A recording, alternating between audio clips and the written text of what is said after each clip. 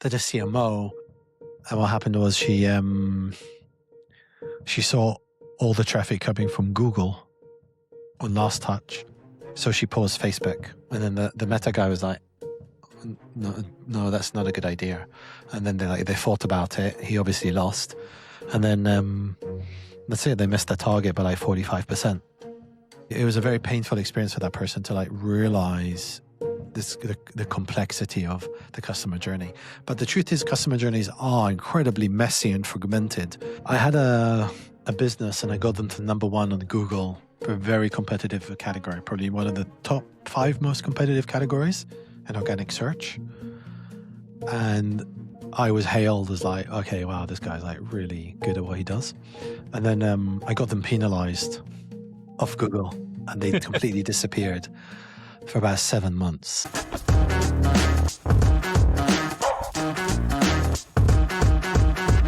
Hey everybody, welcome to the Evergrow Show, and my guest today is an AI go-to-market powerhouse who has architected growth engines for giants like Hubspot, Miro, SEMrush, ElevenLabs, Canon, and Lenovo. Oren Greenberg is the guy that companies call when they're tired of lighting money on fire with dated best practices. Oren believes that the gated ebook is dead, your attribution software is lying to you, and that the future of marketing orgs will be powered by agentic AI. Please welcome the one and only Oren Greenberg. Wow, quite the intro. Super grateful that you came on and could join us today and shed some light and share your wisdom with us. Yeah, pleasure. Well, I would love to kick it off and ask you something that, you've talked about previously, which is the death of the standard SaaS playbook. Things like writing a blog, gating an ebook, run-of-the-mill lead nurture programs. They're becoming obsolete due to things like AI summaries and dark social. If you were launching a B2B SaaS product today with zero brand equity, what would your MVP marketing engine look like? There's no easy answers and there's no consistent, provable playbook that would work for any SaaS business. And if there was, we'd all just be using that playbook and know what it is, right? The reason for that is if you're doing product-led growth or sales-led growth or product-led sales, the hybrid of the previous two, it's different if you're targeting an SME target audience or you're doing enterprise and what geography you're selling to and do you have brand equity. And because as you kind of start to overlay all these different variables and you get this lasagna, there you understand why one playbook wouldn't work. So I could go through some things that I see are working for different businesses at different stages. And I'd say there are probably like 5 or 6 things that pop to mind that are like, yeah, I can see these working for different businesses. But I think it's like, what's your annual contract value? How differentiated are you? What's your margin look like? How are you priced? Who are you targeting? What presence do you have? It creates too many permutations for me to cater to them and give you like the silver bullet. As much as I would love to have a silver bullet, I'd become very wealthy if I had it. Yeah, no, of course. I mean, obviously, I think the beauty of marketing and growth is that it is pretty uniquely tailored to the specific business. Even 2 companies in the same industry can have 2 completely different go-to-market engines that do work for them. But I would love to hear about some of the things that, you are seeing working just across the board, for companies at different stages in today's day and age. Sure. So one of my clients recently exited, actually a couple of my clients. One of them, they were 90% marketing sourced and it all came from LinkedIn ads. And they were doing Google ads as well, but like LinkedIn ads drove a lot of the growth for them. I have another one where the word of mouth probably constitutes 30-40% of the referral growth. And then some of it comes from signal-based outbound and kind of smart orchestration of contacts to work for companies that are clients of theirs that have moved on to new companies and targeting people who start a new job. So a lot of the signal-based plays is becoming quite popular because of Clay and Common Room and solutions like that. Some of them, they're still driving most of the pipeline from SEO and geo. I mean, I can keep going on, but essentially you can see it's so fragmented with where that growth is. I mean, I just spoke to someone the other day, very interesting. They hit product market fit, 350 customers in 3 months. And I remember I was asking him about his ICP, his ideal customer profile. And he's like, no, the way you're thinking about it is a product market fit model. We're in a distribution product fit mindset. And it's like, what does that mean? Like in a simple term, is he's driven the growth from organic LinkedIn. So when he's posting content to drive pipeline, he doesn't know who that's pulling because it's not sales led. He's not doing account-based marketing with a focused account list. He's just pulling all these different varied companies based on pull. So his mindset is distribution to the product and tailoring it rather than building a product and figuring out who to sell it to, which is like more the traditional approach. But like, I think it's very interesting seeing how different founders in different stages of the business based on their background think about how they're going to drive growth. Where's it going to come from? And like, now I kind of think about it more.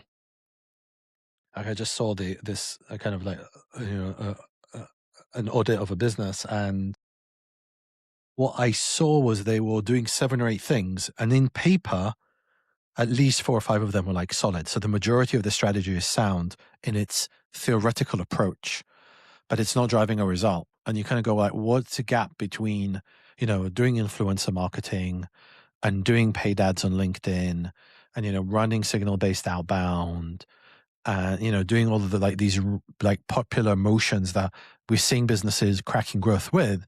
And why is it not working for them? And the only way you can rationalize it comes down to the quality of execution because they're spread thin. And I'd say there's like these common pitfalls where people, they either complexify, like they buy too much kit that's too expensive and spend all their time trying to integrate very complicated pieces of technology, thinking that's going to give them a competitive advantage, when really they're not even getting the right message in front of the right audience to a high enough frequency, right? Like even the foundation's not there. No, they've got the right, they're spending all the money on distribution and they're focused on other channels and they've got the messaging and the website's good, but the product's not there. They're trying to sell, like, you're trying to sell like a meat burger to vegans. And like, you're like, but it's the best meat burger, but like, they don't care. They're vegans. And like, and you're kind of like, but surely companies aren't making that mistake. And you're like, no, people are still raising 15, 20 million and burning through it, trying to convince vegans to eat a meat burger. And you're like, so like you have like foundational problems and you have like shallow execution problems and you have like the spectrum, and companies are spread across why it's not performing or where it is performing.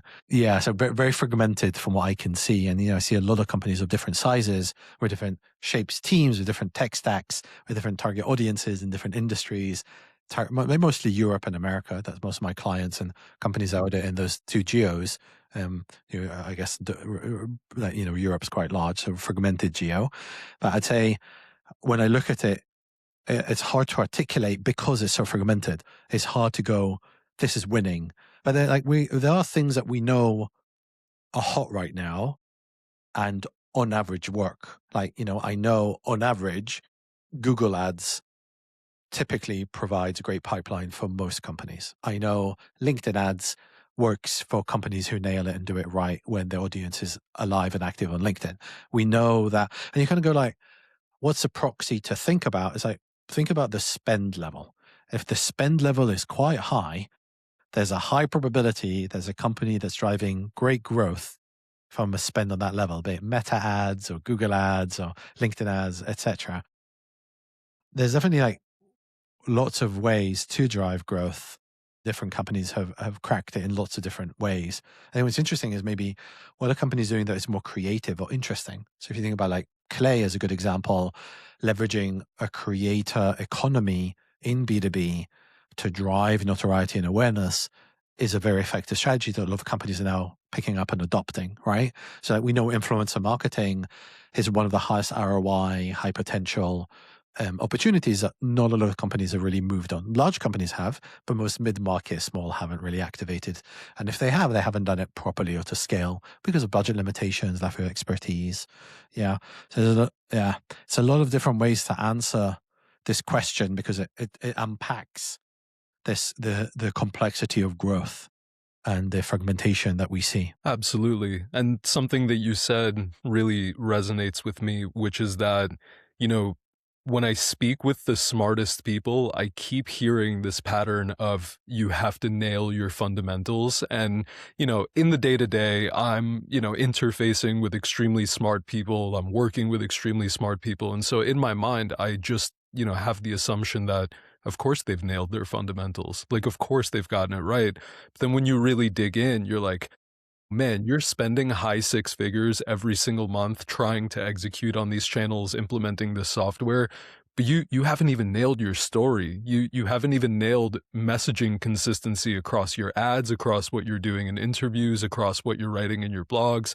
And it's so interesting to see people trying to double down on scaling before they've actually even nailed the fundamentals, just the absolute bare minimum basics. Something else you said was actually pretty interesting, and I'm seeing this trend coming up more and more, which is that, word of mouth, and you can also, to some extent, tangentially relate that to dark social, is becoming, a pretty prevalent channel in how people discover tools and how people discover things that they should be investing in. And then, of course, recommendations. Obviously, AEO, GEO is kind of one side of it where you do build trust with this LLM who has made some great recommendations before. So now when things are popping up in the answers that you query to an LLM, you have a bit more of a relationship. It is kind of like a source of authority, but still, I think this like peer-to-peer recommendation engine is probably going to continue becoming even more increasingly important to how people buy software and discover software. So I'd love to hear your thoughts on optimizing for dark social, optimizing for word of mouth, and kind of how you've seen companies do it effectively and what you would recommend to companies in terms of how to prioritize and what to focus on. Yeah. I think I should probably start by being honest that I don't typically optimize for word of mouth or dark social. It's not controllable enough. Mm, It's hard to influence. It's hard to measure. It's not.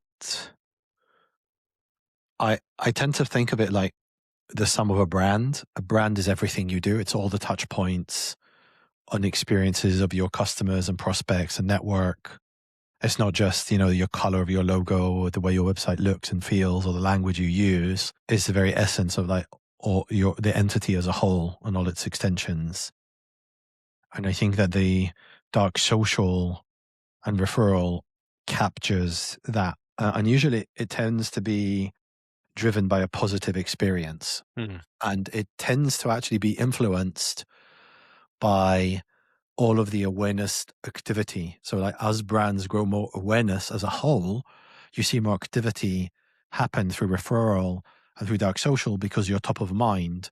And even if someone is not 100% sure, someone asks a question, they go, oh, I think this solution might help you, even though they don't necessarily know what the solution does. And I see that in the dark social communities I'm in, that people don't always recommend what they've experienced. They can also recommend what they've heard of and know in order to try and contribute or add value. And for you to be in that mindset, it's like a symptom of everything. So like in my head, the way I view it is it's like if you have a great brand and you have a great product and you invest and do marketing as a whole well, you'll see those grow as a symptom of that activity. But like trying to crack dark social is really tough because the only way to really do that is to be active as an objective participant in all of the communities your buyers are in. And I remember with a couple of clients recently, we found communities and they just weren't able to infiltrate it mm. because they're not a dentist or because they're not a CFO of a 500 plus million, org, which is only CFOs of that criteria belong. So it's like, yeah, you want to penetrate, you want to influence, but if you're not allowed in, how are you going to do that? Right? You have to do that indirectly. How do you do that indirectly? Well, by nurturing your network and producing great quality customer service and, being well known and running lots of events and running a podcast and, all the other marketing activity. So yeah, I can't think of a direct way to influence it. I mean, there's referral programs. I'd say like it's very mixed in terms of the impact they've had that I've seen, because, if you have a relatively constrained customer base and only a percentage of those refer, and only a percentage of additional customers in your base can be influenced by 5-10%, great. So you've got like 1 or 2 more customers to refer you. But if you need to go hit 1,000 new accounts a year, then that how's a 1 or 2 referral as a percentage? Like how many? They're not going to both recommend you to 500 new companies each. It's not going to happen. The maths doesn't add up. So I think it's like if you have a very large customer base and you tend to be more PLG and tend to be more SME, yeah, you can pull off a Dropbox model or Uber model, the get £5 and give £5 to when you refer. And I think those baked in models can work really well when you go scale, but like typically a referral incentivization, it's of limited value. So I think it's not my go-to as a key channels for me to influence. Typically, it's not. I'm probably not the right guy to answer that question, as well as could probably be answered. Yeah, and I appreciate the honesty and the transparency, and I do, to a large extent, agree with you in the sense that the word of mouth is a factor of how well you're doing everything else. So if you're providing a great service, if you have a delightful customer experience, chances are your word of mouth will start taking off organically and sort of start doing its thing without necessarily needing to, push it in a certain direction. But it's interesting also that you mentioned influencer marketing being very high ROI. And then you were, talking about communities and potentially being very hard to penetrate if you're not necessarily the demographic that, the community is open to. There's probably an interesting play to be had. And this is, I guess, going a bit more from influencer to almost ambassador, where you work with influencers or key opinion leaders that are already members of the communities that, you want to get in front of, and they have influence there and they've built up authority there. And so working with them not only to create content and then broadcast that to, their following, but also potentially working with them to help you get in front of communities that they might be a member of and, potentially influence those buying decisions. But you're right, it's definitely a super hard nut to crack. And, I haven't seen anybody be able to do this effectively at scale, which is, something that we always look for. Like, you can do the thing that doesn't scale, but then how do you actually systematize that and implement that and, help it scale, which, yeah, haven't cracked it yet, but I'm sure at some point in the future we'll see some sort of software or some sort of stack that's going to help facilitate that as well. There was something that you said earlier that I think I would love to zoom in on, which is, kind of going from broad targeting to signal-based outbound. Can you walk us through a specific stack that you're running right now for signal-based outbound? So what have you been using that's been working really well to detect the signal, and then how do you implement and action that within the outbound stack? Yeah, sure. So I'm just thinking through some of the clients and what they use. So one of my clients, they use Clay. One of them uses Common Room. Some of them interchangeably use the reverse IP component of those tools, and some plug in others like Factors or, Lead Forensics, or there's so many now. Yeah, Snitcher is quite good in Europe. So obviously the reverse IP, identifying the company, if you're in the US, identifying on a person level, reaching out to that person, that works. People who just changed jobs, I mean, really, this is just sales navigator data that's being scraped and automated, because a lot of it is LinkedIn data. Some of it is like identifying people who worked in a client who've now moved on to a new business and reaching out to them, because if they've had a positive experience, then they'll recommend a solution to the new business they now work in. But they haven't thought about you, so you just want to be top of mind and mention it to them. So that's working for one of my clients as well. So yeah, I think that there's a lot of signal-based tools now that are growing in popularity. And I think it's not quite saturated and commoditized, but I think it's getting there quite quickly. Like I'm finding 2 or 3 new solutions a week now that are popping in. I think some people are applying it in an interesting way to like purely CRM data, and other companies are looking entirely externally to third party signals. I'd say on the whole, third party is in decline and first party is increasing in significance on a categorical level.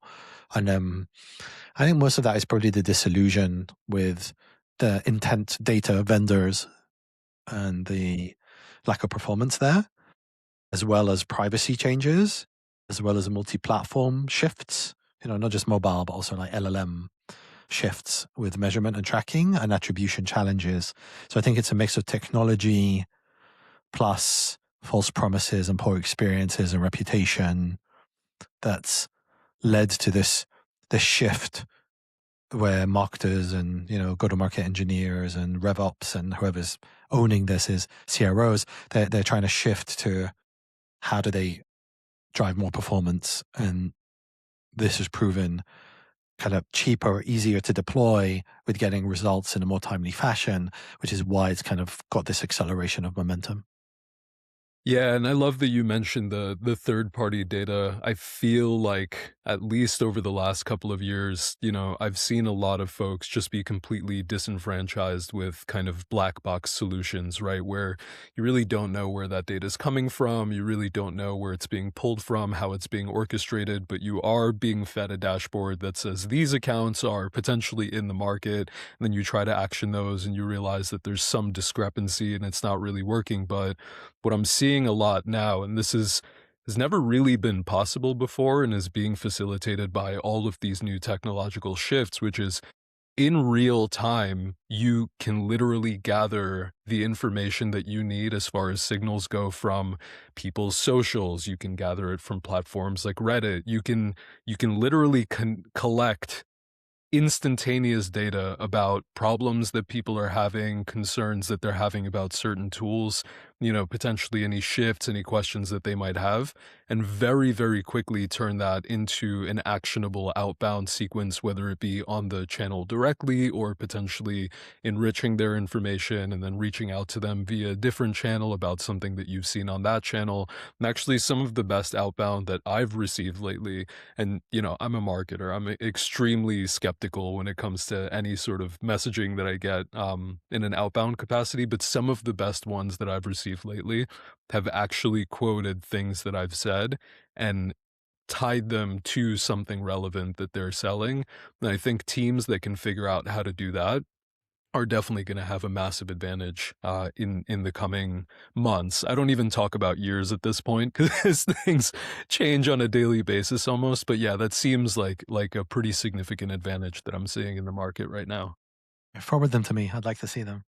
Yeah, totally. And some of them are really good. I've literally answered and said like, "This is the best outbound that I've seen in months," and I'll definitely send it over your way. It Yeah, was it's rare. It's rare. It's rare. I see a lot of outbound messages from clients as well, and it's actually very. So it's like 1 in 30, 1 in 50 messages is like semi-interesting, and maybe 1 in 200 is like, that's cool, that's smart, that's interesting, that's yeah. But I definitely noticed that when I have like a large client, client that's doing hundreds of millions, billions, the quality of the outbound they receive is far more personalized and people put a lot more effort into it than, the opposite. So the smaller the business, the less visibility you have on what good outbound is. And the more you go to a higher value account, you get to see what more effort and more higher personalization looks like. So it's a very broad spectrum of quality and what's actually happening there.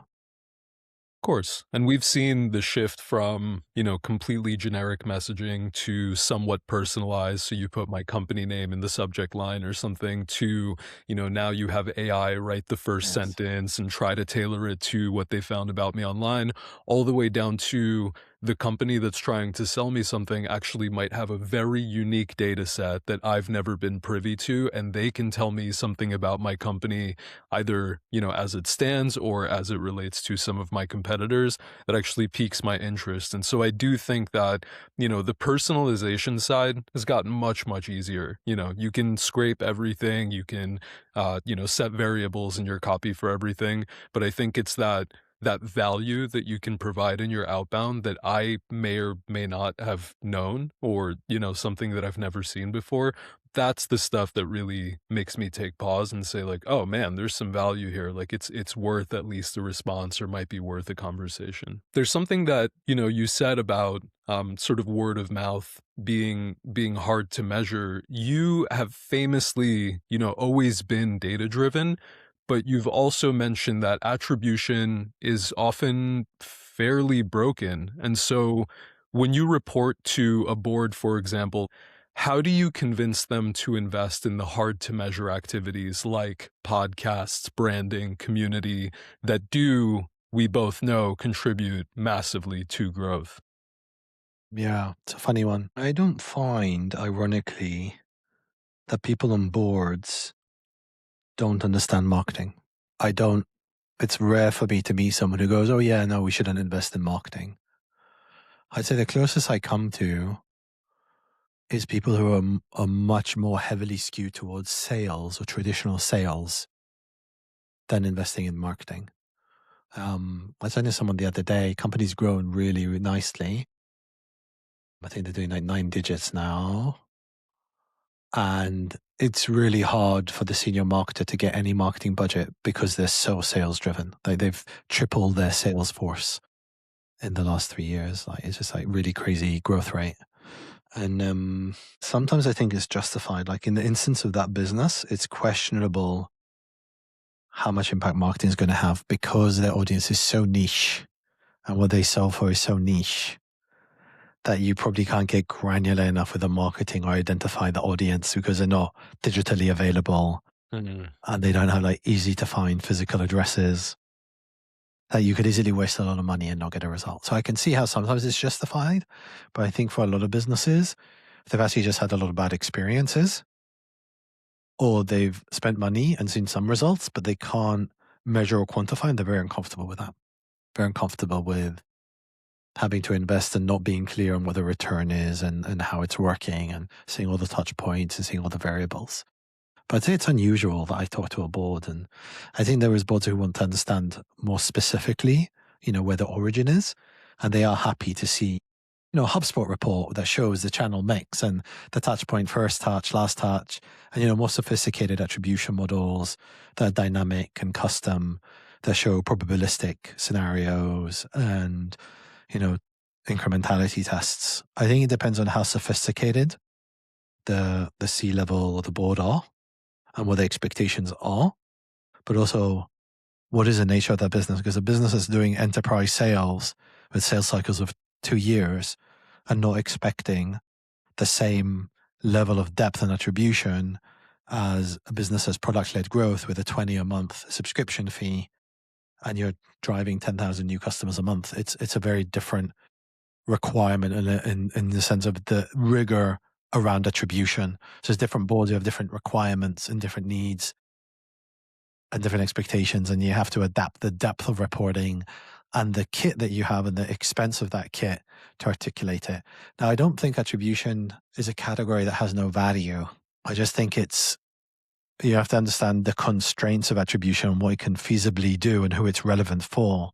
And like, really, you need to be having 3 to 5 channels where you're spending minimum 30 to 50K a month per channel to justify the time and investment in an attribution tool to get ROI. Yeah.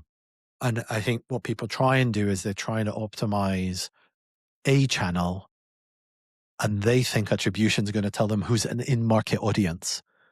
And what I don't think people understand that attribution doesn't tell you who's in market and out of market, which is a holy grail. It just tells you probabilistically which channel is more relevant and helpful for you getting either more prospects or certain quality of prospects or new customers, assuming that there's a relatively short sales cycle and the conversion is trackable, as in it's mostly digital. So it's a very specific kit, a very specific use case, very specific businesses. And I think it's not sold that way. I don't think people understand it fully. And I don't think people understand attribution. I don't understand time decay versus large touch, first touch. And even marketers that I know who are quite seasoned, if they don't come from performance marketing, it's hard for them to understand because they don't have the basic mental frameworks around like cookies and, GCLID from Google Click ID, or like, Google Analytics Click ID integration, and like, server side tracking. Like if you never deep delved into this, it's overwhelming and difficult and complex, and it is hard. Like someone was asking me, I was on a podcast the other day, someone asked me, where do things typically go wrong? And I'd say systematically the most common area I'd say is like tracking and conversion tracking, or double counting on conversions. And you're like, why? It's because it's opaque and it's technically specialized and complex. Right. And when you put those together, it's really tricky. And I'd say it's like the most common area of problems businesses have in that domain. And you can't get clear attribution if the tracking and measurement's broken. So yeah, I'm not like anti-attribution. I just think there's so much misconceptions about it, and it's such a specialized domain. I mean, it's also worth noting I don't consider myself an attribution expert. Right, I've worked with them, and there's depth to that specialization that I'm not claiming to have, and I think it's important that I say that as well. Absolutely agreed. I don't think fundamentally attribution is a problem. I think it's great to have some visibility into your spend, to have some visibility into the return on your spend. I do think that there's an over-reliance on attribution, and I'm seeing that actually especially within the category of technical founders who have been trained over time to know that if you put $1 into something, you have to get X amount of dollars out. Otherwise, there's no ROI and the channel's not actually contributing to growth. But then just throughout the course of my career and based on my experiences and just my gut learnings, I have directly seen things that don't necessarily have a directly attributable ROI have so much impact on a company's bottom line. And ironically enough, over the last decade or so, I have had to run so many holdout tests just to prove that something is actually indeed helping the company grow, even though I can't tie it together in a dashboard, even if I can't point to a number.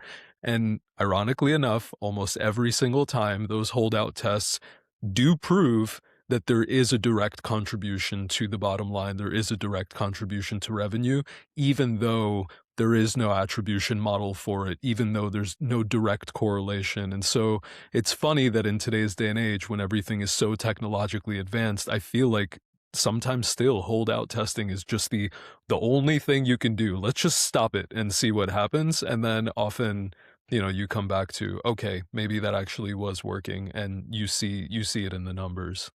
There was a business I saw. It's really funny, and they're a CMO, and it was a non-technical CMO. And what happened was she saw all the traffic coming from Google on last touch, so she paused Facebook, and then the Meta guy was like, no, that's not a good idea. And then they thought about it. He obviously lost, and then let's say they missed their target by like 45%. And I remember like it took the person a while to clock why. Like they couldn't, it was hard to understand. Someone sees the meta ad, goes to Google, searches the brand, and the attribution reporting doesn't show the full journey. And it was like, I remember it being difficult because it's when you drill in and look at like, source drop down 1, source drop down 2, and you have like 4, 5, 6, 7 different attribution touch points. It doesn't just visualize it nice and clean and easy in Google Analytics or Hubspot or anything. So it was like hard for that person to kind of go, oh, yeah, they see the meta ad, they go to Google, they click, they convert. If you drop meta with traffic on Google is going to drop. So yeah, we shouldn't do that. It was a very painful experience for that person to like realize the complexity of the customer journey. But the truth is customer journeys are incredibly messy and fragmented. Like if you look at, how people navigate pages on a website, it's all over the place. It's like they go back, they go forward, they open, they reload, they reread, they leave it open for half an hour, they come back. And it's like, and then you multiply that by 10,000, 100,000, 1 million people. And then you like try and make sense of that journey, and you realize it's not possible. And then you just realize, just the basic, that's where you create a funnel in Google Analytics and just see the steps for the funnel that is most important for you. But yeah, so it's very interesting how, The technicalities and the complexities of the technology, of engineers building tools for marketers, right? That's like, you could claim that's the main problem. I'd say the real crux of the problem is privacy. It's limitation on really seeing who that person is, what company that is, that works in the advantage of advertising companies like Meta and Google. And that's actually the biggest real issue. I'm not saying that we should remove privacy to give marketers better attribution. I'm just saying that, in my mind, is the real problem. That, and like, trying to attribute word of mouth or things that happen on off digital, or cross device attribution, etc. Technical complexities beyond just the limitations of privacy. It's also so funny to me that it seems, at least to me, based on my perspective, that B2C actually went deeper into useful attribution than B2B did. And it feels like only now B2B is starting to catch up. And again, this obviously the customer journey is radically different from somebody seeing an ad and buying a $30 product, first purchase, and probably never seeing that brand again, versus somebody taking 6 months and evaluating and making a pretty complex decision and needing to see more resources and assets. But it really always has been funny that some of the limitations that I've seen in B2B, especially having worked with a bunch of B2B companies, are things that were 100% solved in the consumer markets, or for consumer-based companies. And so there's always this kind of chicken or egg problem, which is like, okay, we know that the buyer came from this channel, but we're not 100% if they were sourced from this channel, so we have to assign different weights. And I've definitely seen the meta attribution problem before. All of a sudden, you turn off meta as a channel and you have less organic, you have less direct, you have less branded search, you have less form fills. And so yeah, it really is. I think sometimes just zooming out, and even if there's no direct attribution, saying, I know my customers live on this channel. These ads seem to be getting engaged quite well. They have a great click-through rate. We're seeing a lot of traffic. Maybe we're not seeing direct conversions, but we're starting to see conversions from channels where we maybe haven't tried anything, like direct or organic or some of these other things. And so just applying a little bit of logic and reason sometimes, I think, is a useful thing to do, rather than just relying on dashboards to inform 100% of your strategy. Yeah, it doesn't really help that Meta attributes all the conversions that happen to Meta. So that doesn't really help, and it doesn't help that the sales in B2B, you have multiple decision makers, sometimes up to 12 or 16 people, and a combined committee, and you don't see what's happening in conversation between them. But I do think that, even though Visible existed years ago, was bought out by Adobe, attribution in B2B has been around, but it's only recently that, companies like Hockey Stack or Dream Data are becoming progressively more popular or growing because of awareness in attribution and the need to attribute it. I think part of it is a shift to product-led growth. I'd say primarily a shift from B2B businesses becoming more focused on digital marketing, and that adoption, which is driving it and moving from traditional to more digital, where attribution is becoming more popular in B2B as a result. Yeah, no, and that pattern truly makes sense. I would love to ask you a bit of a curveball question, but I think there's a lot of really interesting things to unpack in there. What have been some of your most memorable failures throughout the course of your career, and specifically failures that have led to learnings that you carry with you potentially to this day? So many failures. I'm going to be cheeky with my response. I had a business, and I got them to #1 on Google for a very competitive category, probably one of the top 5 most competitive categories in organic search. And I was hailed as okay, wow, this guy's really good at what he does. And then I got them penalized off Google, and they completely disappeared for about 7 months. You can imagine it was a pretty tense 7 months for me. And then I had to undo all of the work that I had done to get them the ranking in order to get them the ranking again after the Google algorithm updated. And I remember the person I was reporting into, a CMO at the time, was very tolerant and patient with understanding, what had happened, how it happened, and why I had to do what was necessary. I thought that was a very interesting mistake, which is quite an unusual response to that question, which is why I like that answer to that question. I'm trying to think if there's maybe a more recent mistake that I've made. I think ironically, a lot of the mistakes tend to be ironically like fundamental, like like really challenging and going deep and understanding from a senior stakeholder, what does it really mean for this project or engagement to be successful? And assuming that driving a result is aligned to the result they wanted to achieve, and that there's a gap between what's like an obvious result and the result that really mattered to them, and that the communication was the most important, not the number. But then in reverse as well, where sometimes like the communication is really crisp and clear, but the result doesn't follow, and it doesn't matter how well you've communicated it. You just ran out of time until you got a result. Some clients, I had a client the other day, it took us 11 months till we got a result. And I remember thinking in like month 6 or 7 that this is an unusually tolerant client. Like most clients, you don't get a result in 6 months, they're out. And then like, it took 11 months to get the result. And I just like thought, that is quite interesting. The mindset and like the trust required, the dynamic, the position that company is in terms of like how far they are from their goal, how much cash they have in the bank, are they VC backed or not? Like what is the ambition for the founder? What's the personality type?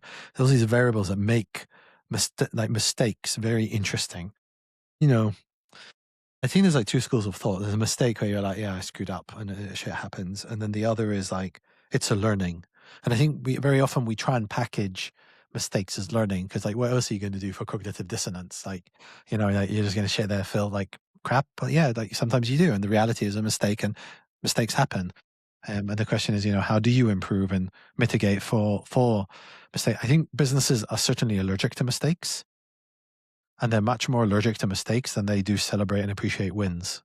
And I think that's human nature. I don't think it's business culture. I think we have a biological predisposition where, a snake that's poisonous, it bites you, you're dead. Where if you like get a really great meal, that was wonderful, but then, you're going to be hungry again and you value them differently. So it's like, it's not a criticism, it's an observation. But I think it's very interesting to know that the way people treat people who make mistakes is typically unforgiving. I'd say on average it's unforgiving, and it's something I've noticed a lot as a trend across so many. Having worked with so many businesses, hundreds of businesses. I can't really think of like a major mistake I've made recently. Unfortunately, I kind of wish I did because that means I'm taking big risks. And maybe as I grow older, maybe I think I'm more conservative or cautious than I was when I was younger. Probably because then I was working VC-backed businesses. Now I worked with more bootstrapped businesses, larger enterprises, and it's like it's more moderate, and the pacing is more reasonable. With VC, you're kind of all in on a big risk because you have to get that crazy growth rate, and you're not going to achieve it by incremental action. And maybe the client shape has changed my attitude towards mistakes and how I undertake them. Maybe it's trauma from making too many mistakes and losing clients. And you're like, okay, I'm going to be more conservative here. I take more risks with my own projects and my own businesses than I do with my clients. Even though some of my clients do have a bigger risk appetite, and then it's more of a negotiation of like, okay, let's do this. Okay. Like, articulating the risk. And now I speak a lot in risk. I speak like a CFO in marketing terms. I speak about, resource allocation and efficiency and, what are the risks, what's the opportunity costs, so I've adopted more of that language commercially rather than speaking marketing acronym or marketing terminology, because it's all about driving a business result. Yeah, that's it. That's the best answer I've got for you on that right now off the cuff.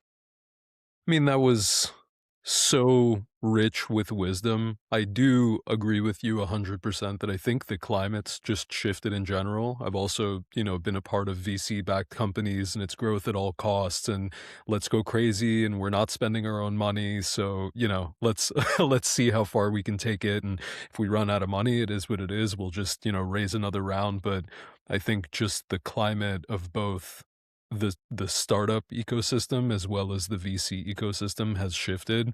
I do think also, I kind of relate what you just said to the way that I used to look at sleep when I was younger in my 20s. I'm like, I don't need to sleep. I won't sleep for 3 days. I'm just going to hustle hard and then I'll crash out, get a nap, and we're right back to it.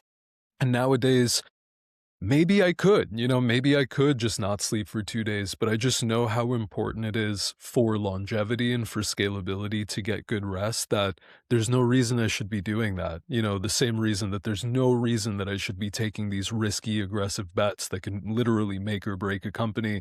And sometimes there's a time and a place for it, but I do think for the most part, and I do agree with you that as I've gotten older, appetite has has definitely shifted, and I am also somewhat more conservative with the way that I approach, growth and marketing and placing big bets. Then the other thing that you said that I think really stood out to me, and I just remember how much time I've spent in Google's disavow links dashboard. There's so many people right now that are optimizing for, okay, let's game Reddit because it's, the number one reference for these LLMs. All right, let's game these listicles. Let's do this tactic. And they're kind of going all in on this tactic. And I think on one hand, like, yes, it's working. It's working right now. I think on the other hand, we experienced seasoned marketers who have been through many cycles have seen this thing play out before.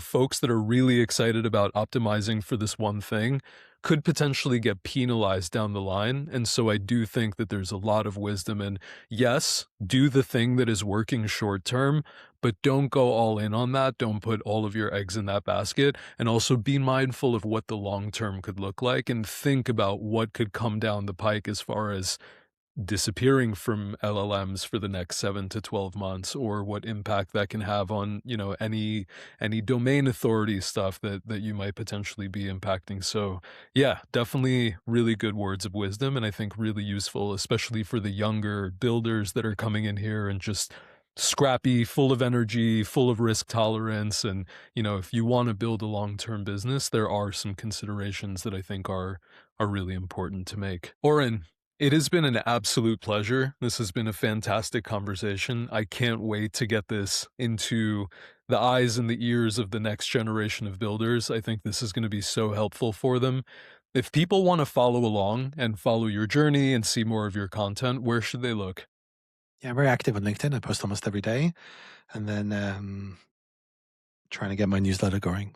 So I can sign up to a newsletter on my homepage. Awesome. And I'll link that in the show notes. And everybody, I highly, highly recommend that you subscribe and follow along because Oren posts a lot of gold almost on a daily basis. Oren, thank you again so much for coming on. Pleasure.